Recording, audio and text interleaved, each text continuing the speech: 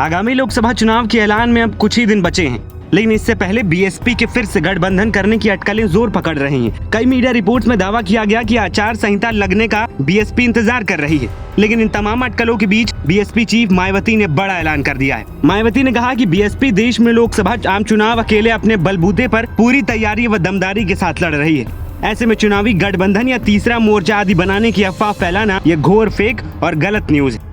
Media ऐसी शरारतपूर्ण खबरें देकर अपनी विश्वसनीयता न खोए, लोग भी सावधान रहें। बीएसपी चीफ ने आगे लिखा, खासकर यूपी में बीएसपी की काफी मजबूती के साथ अकेले चुनाव लड़ने के कारण विरोधी काफी बेचैन लगते हैं, इसीलिए आए दिन किस्म किस्म की अफवाहें फैलाकर लोगों को गुमराह करने की कोशिश कर रहे हैं। किंतु बहुजन समाज के हित में बीएसपी का अकेले चुनाव लड़ने का फैसला अटल है।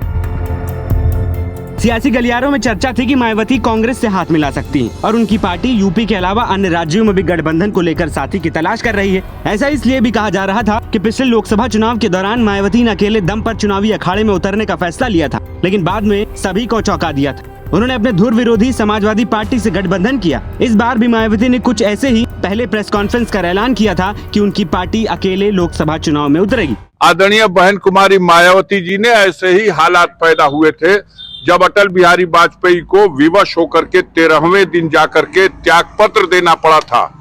कौन था वो निर्णय, किसने लिया था वो निर्णय?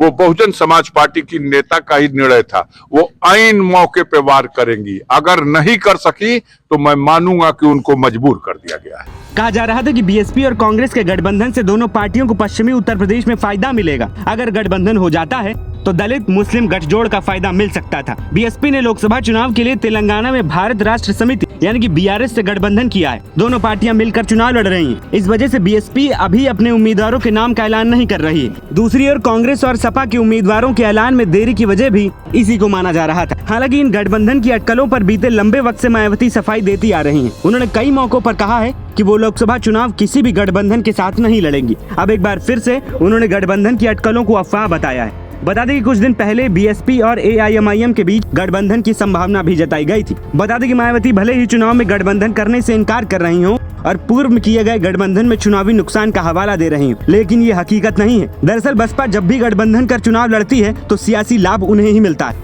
1993 में बसपा को जबरदस्त तरीके से इसका लाभ मिला। बसपा 12 सीटों से 67 सीटों पर पहुंच गई। 1996 में बसपा ने कांग्रेस के साथ गठबंधन किया था। सीट नहीं बढ़ी, लेकिन वोट प्रतिशत में इजाफा हुआ।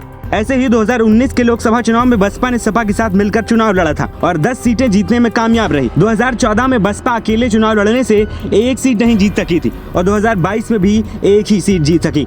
यूपी ही नहीं बल्कि देश के दूसरे राज्यों में भी बसपा ने जब जब गठबंधन कर चुनाव लड़ा तब तब पार्टी को सियासी लाभ मिला।